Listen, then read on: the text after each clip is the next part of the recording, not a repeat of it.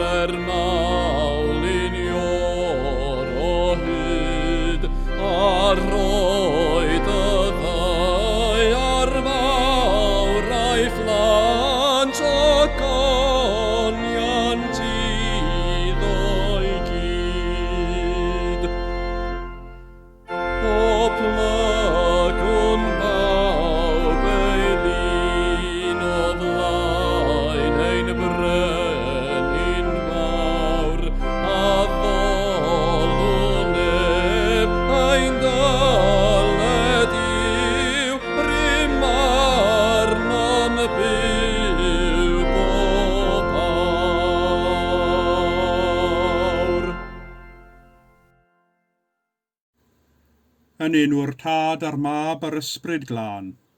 Amen. Gras a thangnefedd a fo gyda chwi. Dad y gogoniant, sanctaidd a thragwyddol, edrych arnom y nawr mewn gallu a thrigaredd, bydded i'th nerth o'r chfygu ein gwendid, i'th lewyrch o leo ein dallineb, ac i'th ysbryd ein denu at y cariad hwnnw, sy'n cael ei ddangos a'i gynnig i ni gan dy fab, ein gwaredwr Iesu Grist. Amen.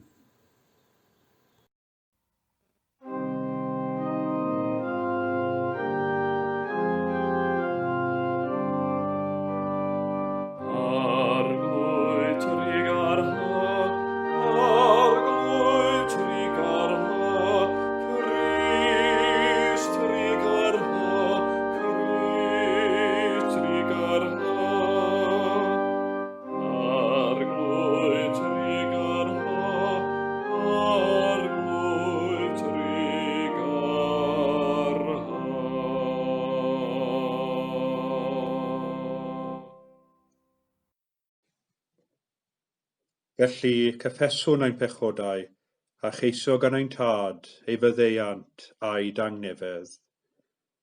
Dad nefol, yr ydym wedi pechu ar feddwl gair a gweithred, a heb wneud yr hyn a ddylem. Mae'n wir ddrwg gennym, ac yr ydym o ddifrif yn edifarhau. Mwyn dy fab Iesu Grist a fi farw drosom, meddaiain i'r cwbwlaeth heibio, ac arwain ni yn ei ffordd ef, i gerdded fel plant y goleuni. Amen. Yr holl alluog Dduw sy'n maddau i bawb sy'n wir a difeiriol, a drigyrhau wrthych a chryddhau o bechod, a'ch cadarnhau mewn daioni, a'ch cadw yn y bywyd rhagwyddol, trwy Iesu Grist ein harglwydd. Amen.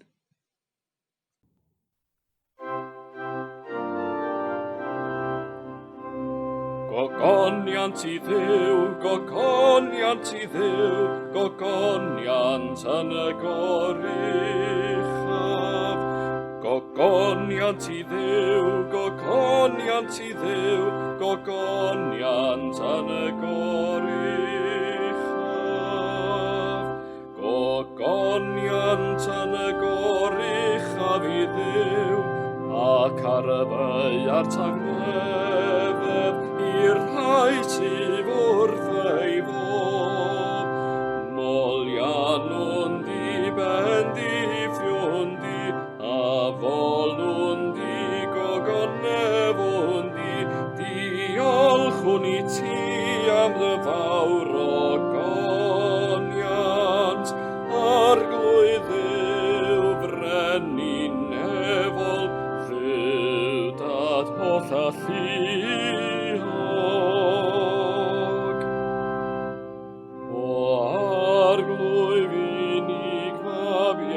Grist o arglwydd yw oen Duw fabetad sy'n dwy'n ymaith bechod y byd trig ar hawr ddim trig ar hawr ddim tydi sy'n eistedd ar fy heilaw diwdad derbyn ein gweddi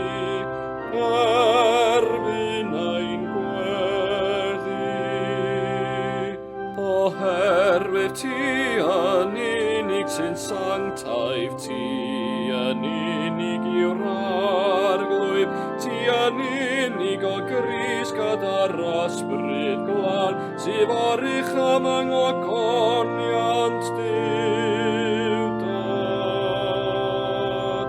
Gogoniant i Dduw, gogoniant i Dduw, gogoniant yn y goruchaf.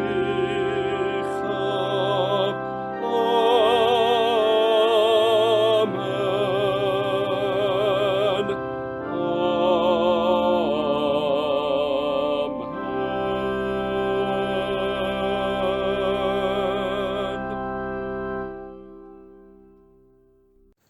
Y colect ar gyfer y trydydd Sul yn hymor y Deyrnas, Gweddiwn. Dad nefol, y datguddiwyd dy fendigaid fab i ddatod gweithredoedd y diafol yn gwneud ni'n blant i Dduw ac yn etifeddion bywyd tragwyddol. Caniatáu ni ar gobaith hwn gennym, ein puro ein hunain fel y mae ef yn bir, fel pan ddaw drychefn mewn nerth a gogoniad mawr, y gwneir ni'n debyg iddo ef yn ei deyrnas o goneddus a thragwyddol. Caniatá hyn mwyn dy fab Iesu Grist i'r hwn gyda thydi ar ysbryd glân, y bo'r deyrnas y gallu a'r gogoniant, yn oes oesoedd. Amen.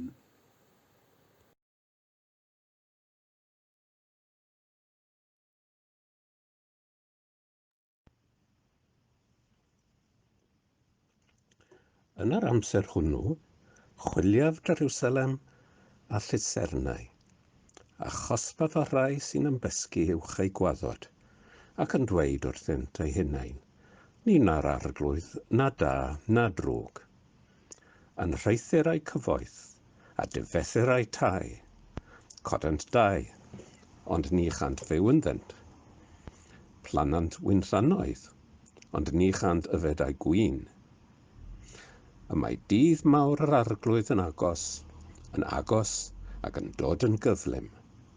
Chwerw yw trwst dydd yr arglwydd, ac yna, y gweidd a rhyfelwr yn uchel, dydd dicter yw'r dydd hwnnw, dydd blinder a gofid, dydd dinistyr a difrod, dydd tywyllwch a diwch, dydd cymylau a chaddig, dydd utgorn a bloedd rhyfel, yn erbyn y dinasoedd ceirog ac yn erbyn y tyrau uchel.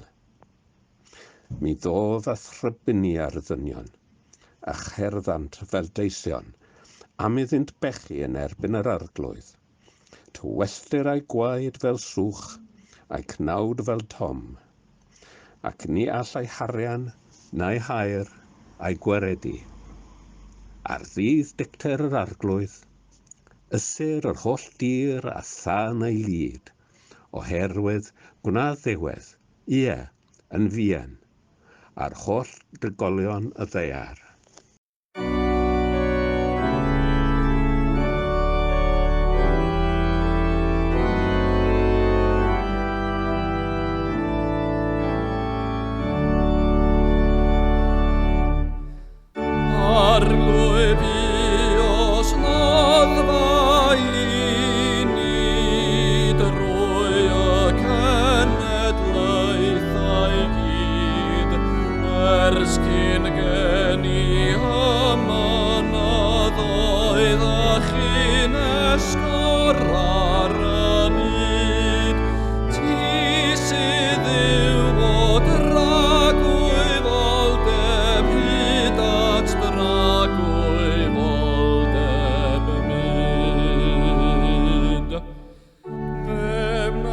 Llwch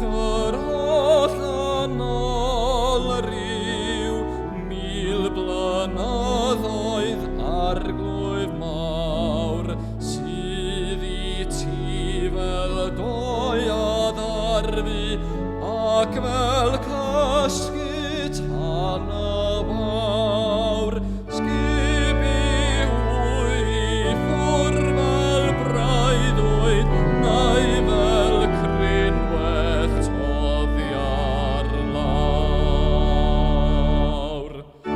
Meddar fyddwn ganddo ddigter, a'n brawch i gan dy lyd, dodais angolau ni gwynebau'n pechodau cyr i gyd. Erfi fel o chenau degwan, ein blynyddoedd yn y byd.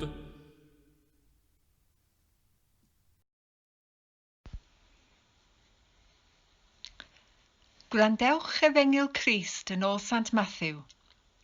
Gogoniant i ti o arglwydd. A mae fel dyn a oedd yn mynd oddi cartref ac a alwodd ei weision a rhoi ei eiddo yn ei gofal.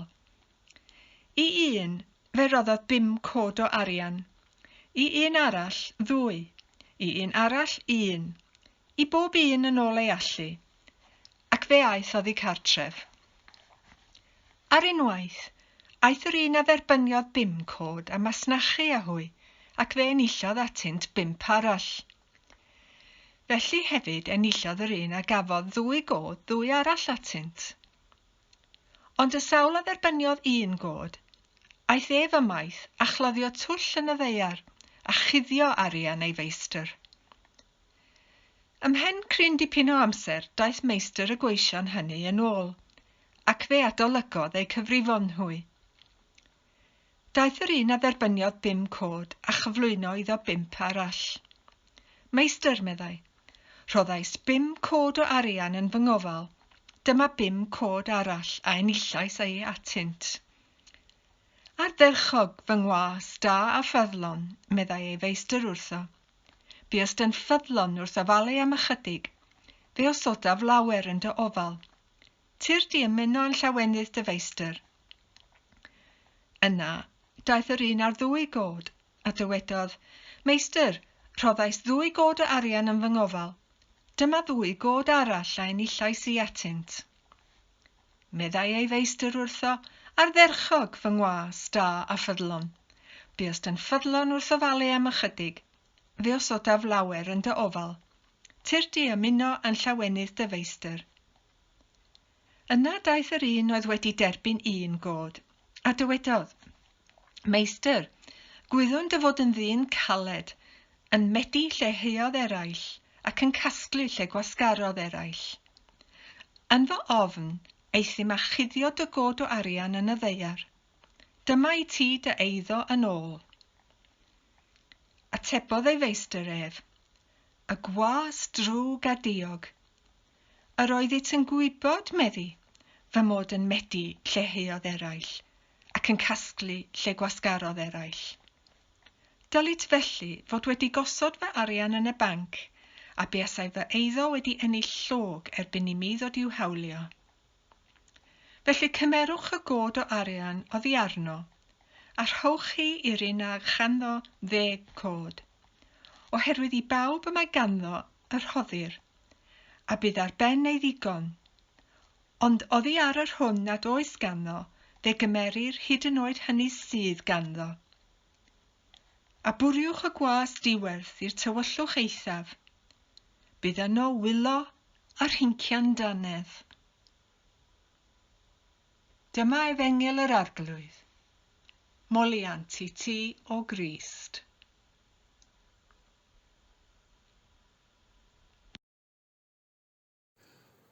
Ymhen cryn dipyn o amser daeth meistr y gweision hynny yn ôl, ac fe adolygodd a'i cyfrifon hwy. Y bedwaredd adnod ar 15 o'r 5 bennod ar 20 o'r Efengyl yn ôl Sant Matthew. Mae tymor y Teyrnas yn canolbwyntio rai o themau trymion y ffydd Cristionogol. Themau efallai bod yn well gen i'n beidio a chanolbwyntio arnynt, megis gofynion Teyrnas Dduw, dydd yr arglwydd, yr ail ddyfodiad, barn a brenhiniaeth Crist. Mae'n dymor sydd yn ein atgoffa ni ein bod, fel dilynwyr Iesu, yn byw o dan ei lywodraeth ef, ac mae ein galwad i'w cyflawni ei ewyllus ef yn ein bywydau beunyddiol. Ond wrth i ni ystyried y themâu trymion hyn, mae'n bwysig i ni gofio, mae cariad a thrigaredd, meddeiant ac adferiad yw natur ein harglwydd Iesu Grist. Wrth i ni ei garu ef, wrth i ni ei wasanaethu ef, wrth i ni ymddiried ynddo, fe wyddom y fodyntau yn ein caru ac yn ymddiried yn ni. Wrth ddarllen yr Efengylau, fe welwn mai dymuniad Iesu yw ein bod yn ffynnu fel unigolion ac yn dod o hyd i bywyd yn ei holl gyflawnder. Ond efallai mai yma y gwelwn baradocs mawr bywyd, sef trwy ein hymroddiad i les eraill a thrwy wasanaethu ein cydddyn, y dysgwn ni ystyr byw, a byw yn ei holl gyflawnder. Dyma'r esiampl ryfeddol a rydd Iesu ni yn yr Efengylau. Dyma un o egwyddorion mawr y Deyrnas. Mae egwyddorion y Deyrnas yn dueddol o fynd yn groesgraen i egwyddorion y byd ac yn groesgraen i'n tueddiadau dynol. Y tueddiad dynol yw gogwyddo tu ar hunanol, ar hunanles. Mae'r byd yn ein cyflyru i weithio dros yr hyn sydd yn mynd i fod o les i ni ein hunain. Mae'n tueddiadau dynol yn ein gwthio i wneud bywyd mor ddidrafferth a phosib i ni ein hunain. Ond mae Iesu Grist yn ein galw i ystyried ein cyfrifoldeb tuag at ein cymydog. Mae Iesu Grist yn ein galw ni i fod yn weision i eraill, ac i ddefnyddio ein doniau bydd eraill ac lles y gymuned ehangach. Yn ôl ein parodrwydd i ddefnyddio'r doniau am ddiriedwyd i ni, yn ôl ein gallu, y bydd y Duw yn ein barnu. Yma, mae'n dda i ni gofio geiriau'r salmydd, Duw fydd yn barnu, a diolch byth am hynny, oherwydd cyfiawnder a barn yw sylfaen ei orsedd. A Duw yn barnu yw testun ein darlleniadau y bore yma. Yn y darlleniad o lyfr y proffwyd Zephania, cawn Dduw yn barnu pobl Jerusalem a hynny'n llym oherwydd iddynt osod ei holl ymddirieddaeth yn ei llwyddiant ei hunain ac yn ei cyfoeth ei hunain. Roedd y cyfoethogion yn ennill rhagor o gyfoeth iddynt ei hunain a hynny trwy dwyll ac ar draul y clawd. Yn lle defnyddio ei cyfoeth bydd eraill a gogoneddu Duw, eithant ar ôl diwiau gau a dywedent, ni wna'r arglwydd na da na drwg.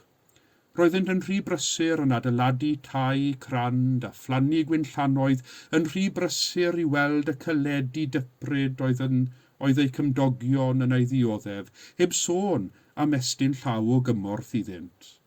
Roeddent yn gwbl hunanfodlon, heb weld fod ganddynt gyfrifoldeb tuag at eraill. Felly, fe gawn Zephania yn proffwydo yn erbyn y bobl hyn oherwydd ei difaterwch, yn cyhoeddi dyfodiad dydd yr arglwydd, pan fyddai Duw yn dod a chwilio Jerusalem a Llyshernau i daflu goleuni ym mhob twll a chornel, a datgelu y pechodau hynny oedd yn cuddio yn y cysgodion. Nid oedd dim na neb yn cael osgoi dydd yr arglwydd. Chwerw yw trwst dydd yr arglwydd, meddai'r proffwyd Zephania, ac ar y dydd hwnnw, ni all ei harian yn ei hair ei gwaredu. Yma mae'r proffwyd Zephania yn ein dysgu bod Duw yn ddiduedd ei farn ac yn barnu mewn cyfiawnder. Yn wyneb barn gyfiawn Duw, y mae cyfoeth ariannol yn ddiwerth, nid oes modd prynu ffafr Duw. Barnu y mae Duw yn ôl y cyfoeth o gariad sydd yn ein gweithredoedd. Yn y darlleniad o'r Efengyl heddiw, yn ameg y codau arian, cawn olwg arall ar natur barn. Nid yw'r ddameg hon yn un hawdd, mae ei hergyd yn galed. Ond dyna ddiben dameg, trwy gyfrwng stori mae'n cyfleu ysgytwad ac yn creu argraff ar feddwl y gwrandawr. Ar ôl gwrando ar un o ddamhegion Iesu, ac os dywedwn, wel, dyna stori fach neis, yna yr ydym wedi methu'r ergyd a diben Iesu wrth ei llefaru. Ac mae'r ddameg hon yn dechrau'n addawol iawn. Mae rhyw feistr o'i heilioni yn rhoi symiau sylweddol o arian i 3 o'i weision mwyn iddynt fynd ati i'w ddefnyddio a'i buddsoddi. Ystyr y gair cod yw pwrs o arian. Ni yw'n faint o arian oedd yn mhob cod, ond fe allwn ni ddychmygu ei fod yn swm sylweddol. Mae'r meistr yn rhoi 1, 5 cod, 1 arall, 2 ac 1 arall, 1. Roedd y meistr wedi dewis ei weision yn ofalus ac wedi rhoi i bob un yn ôl ei allu.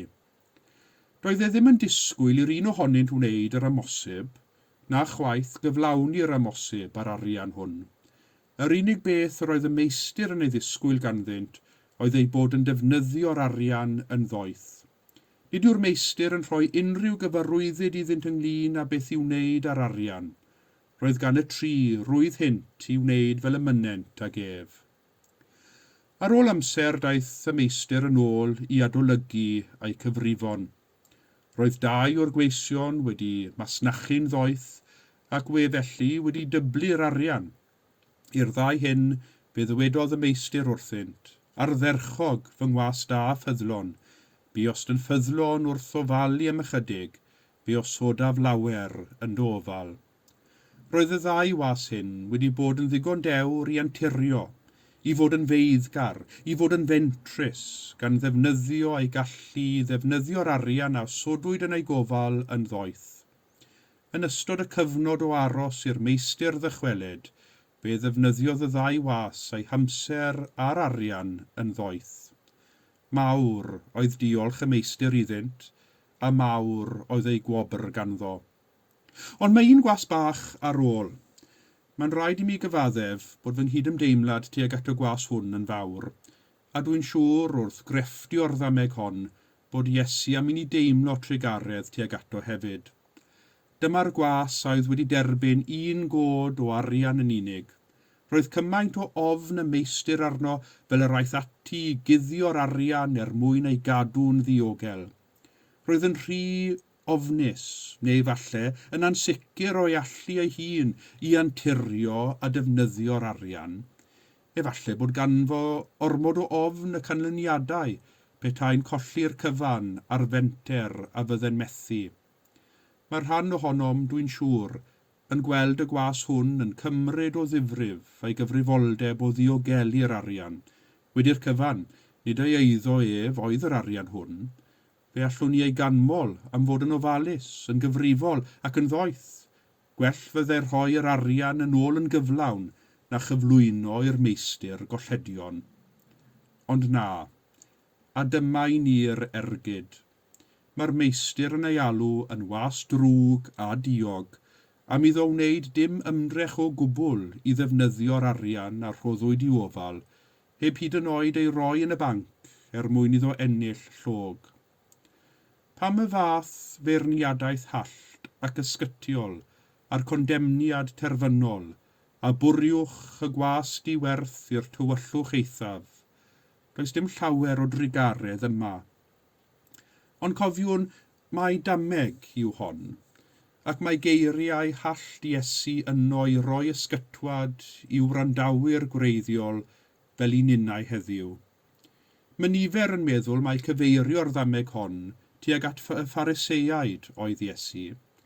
Credai'r rhain mae ei prif ddyletswydd oedd cadw a diogelu'r hyn am ddiriedwyd iddynt gan Dduw, sef y gyfraith a'r defodau ddewig. Y tristwch yw, mae trwy wneud hyn, yr aeth y ffydd yn fewnblyg, yn dryso'r cudd i ychydig, yn hytrach na thryso'r ffydd i bawb. Fel y Phariseiaid gynt, y mae angen ysgytwad arnom ninnau hefyd. Yn rhy fynych, y ceisiwn gadw a diogelu trysor ein ffydd a'i draddodiadau cyfoethog, a hynny yn aml, ar drail bod yn anturus, beiddgar a mentrus yn ein ffydd, a rhannu ein ffydd ag eraill. Y mae Duw wedi rhoi ni ein doniau unigryw, y mae Duw wedi rhoi ni drysor ein ffydd yn cynnal. Boed i ni ddysgu defnyddio ein doniau i rannu ein ffydd yn ôl ein gallu mewn gwasanaeth syml a llawen i eraill. Dyna ein galwad, dyna ein braint fel pobl Duw. Dyna'r trysor y mae Duw wedi ymddiried i ni, na foed i ni ei guddio rhag neb. Amen. Credo'r apostolion. Credaf yn i'w dad holl gyfoethog, creawdwr nef a dear, ac yn Iesu Grist ein igfab ef, ein harglwydd ni, hwn a gai trwy'r ysbryd glân, a aned o fair forwyn, a ddioddefodd dan Pontiws Peilat, a groeshoeliwyd, a fe farw ac a gladdwyd. Disgynnodd uffern, y trydydd dydd y cyfododd y feirw, a esgynnodd i'r nef, ac yma'n eistedd ar ddeheilawd i'w dad holl gyfoethog, o ddiynno daw i farnu'r byw ar meirw. Credaf yn yr ysbryd glân, yr eglwys lân gatholig, cymyn y Sant, meddeiant pechodau, at gyfodiad y corff, a'r bywyd tragwyddol. Amen.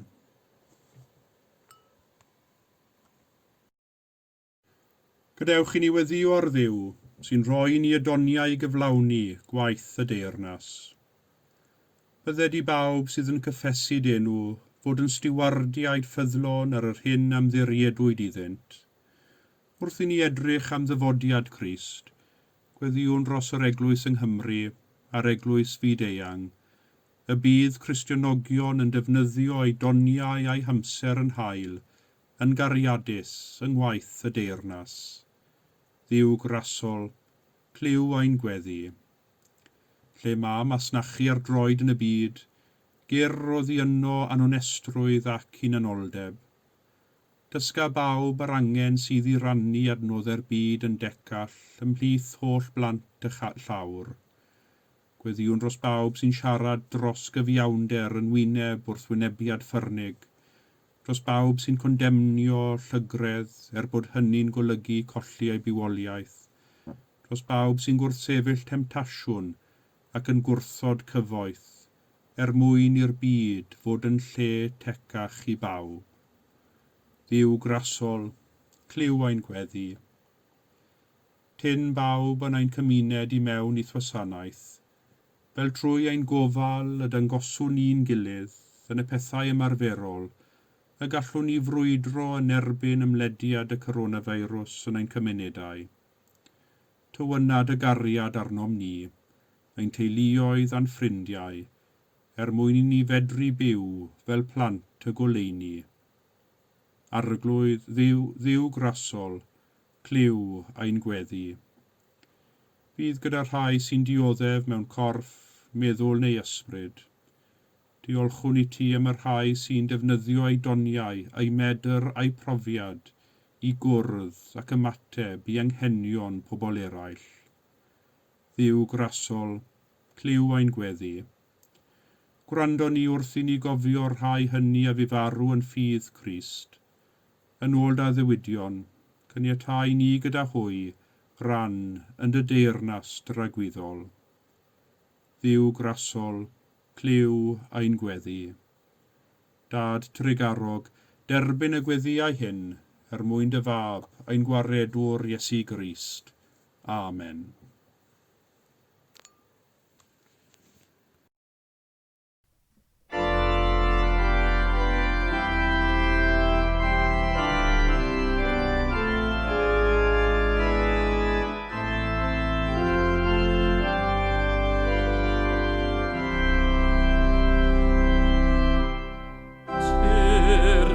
Omni, o grewr pob golau ni,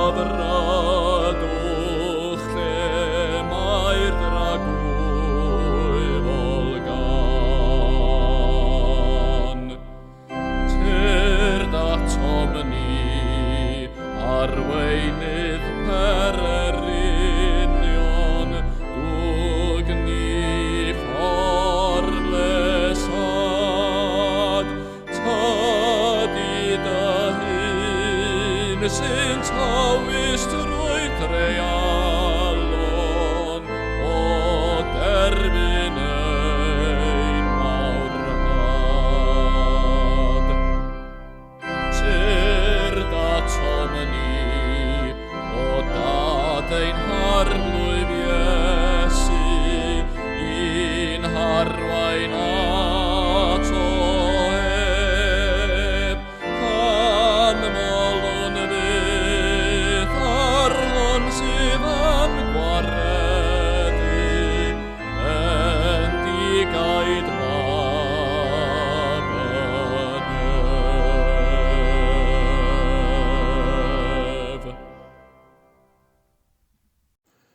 Y mae'r arglwydd yma, y mae ei ysbryd gyda ni. Dyrchefwch eich cylonau, yr ydym yn ei dyrchafu at yr arglwydd. Diolchwn i'r arglwydd ein Duw, iawn i'w rhoi ein diolch a'n clod. Iawn yn wir yn dyletswydd yn llawenydd bob amser ac ym mhob lle, i'w diolch i ti, Dad Sanctaidd, holl alluog a beth fywiol ddiw, trwy Iesu Grist ein harglwydd, sy'n arglwydd ar yr holl gredigaeth, fel y boedd o gyflwyno i ti, deyrnas fyd-eang a thragwyddol, teyrnas bywyd a gwirionedd, teyrnas gras a sancteiddrwydd, teyrnas cyfiawnder a chariad a thangnefedd. Felly, gyda llir angylion a holl gwmpaeni'r nef, cyhoeddwn o goniant denw ac ymuno â hwy yn ei hemyn di derfyn o fawl.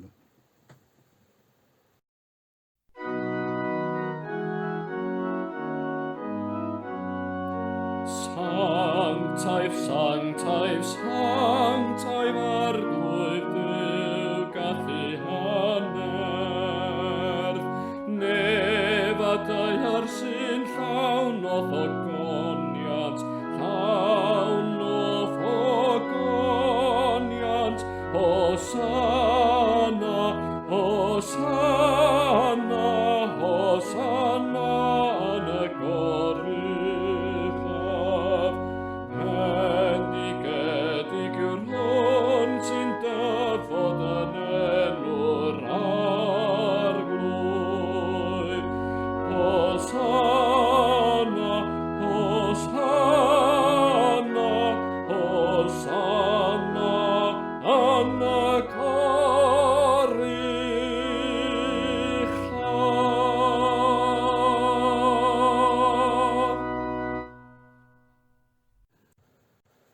Ac fe gofiwn sefydlu swper yr arglwydd, trwy wrando ar eiriau'r apostol Paul.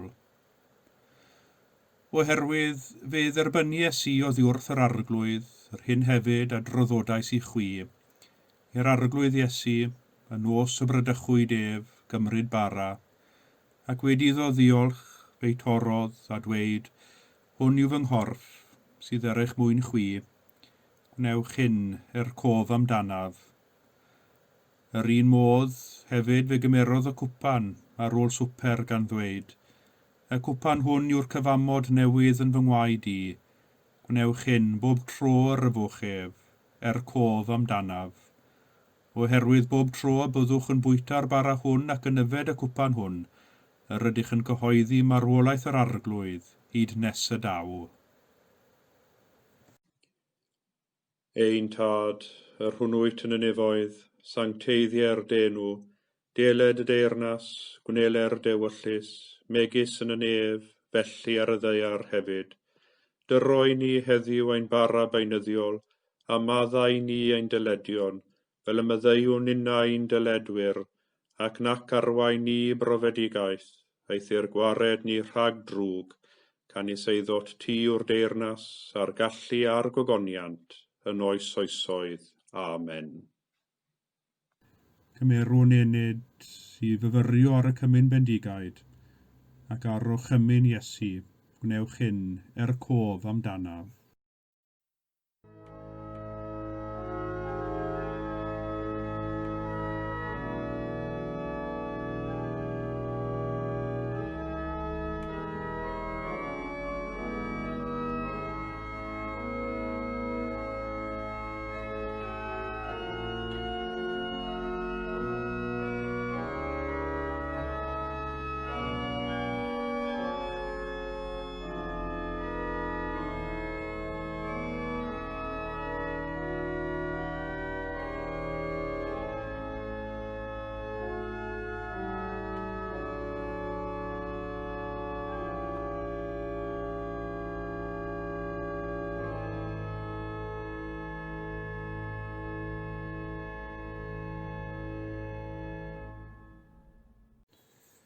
gan gofio troion eisoes yr ydym wedi penlinio wrth fwrdd y cymyn, ac estyn ein dwylo i dderbyn y bara, corff Crist, ac yfed o'r un cwpan, gwaed Crist, gweddiwn gyda'n gilydd.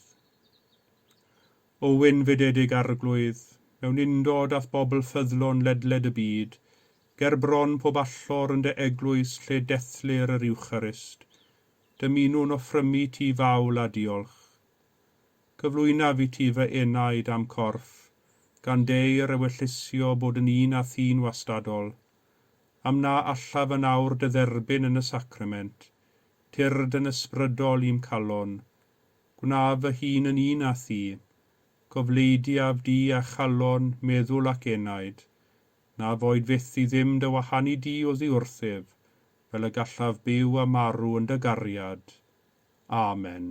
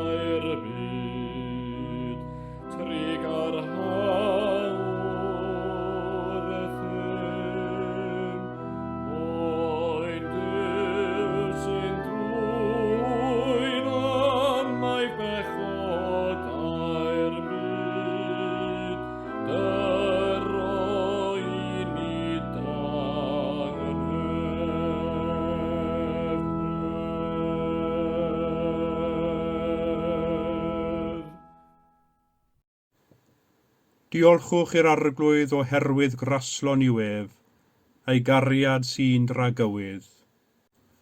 Gweddiwn gyda'n gilydd, Dduw grasol, yr wyt yn rhoi sylwedd i'n gobaith, dwg ni yn y diwedd at y bywyd cyflawn hwnnw yr ydym yn dyheu amdano, trwy Iesu Grist ein harglwydd. Amen.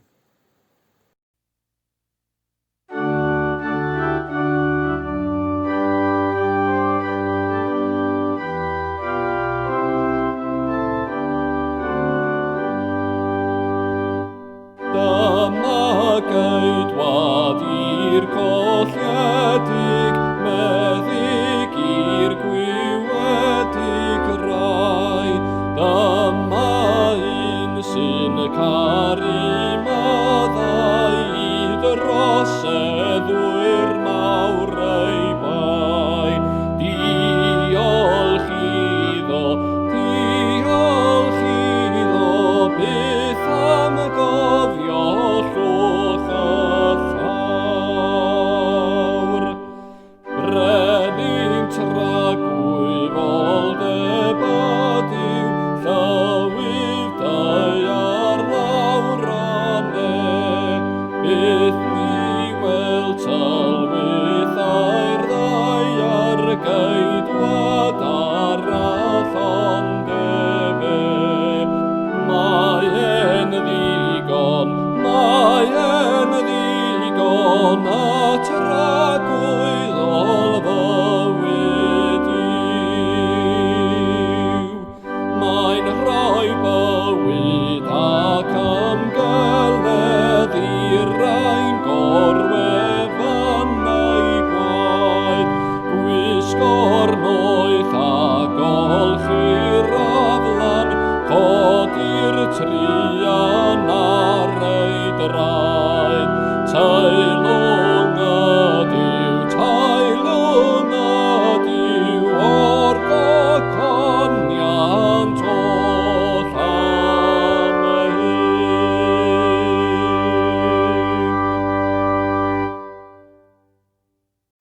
Gweddiwn am fendith Duw. Bydde di Grist y brenin eich gwneud yn ffyddlon a chrif i gyflawni ei wyllus, a'ch dwy'n i deyrnasu gydag ef yn ei ogoniant. A bendith Duw holl alluog, y tad y mab a'r ysbryd glân, a fo'n eich plith ac edrygo gyda chwi yn wastad. Amen.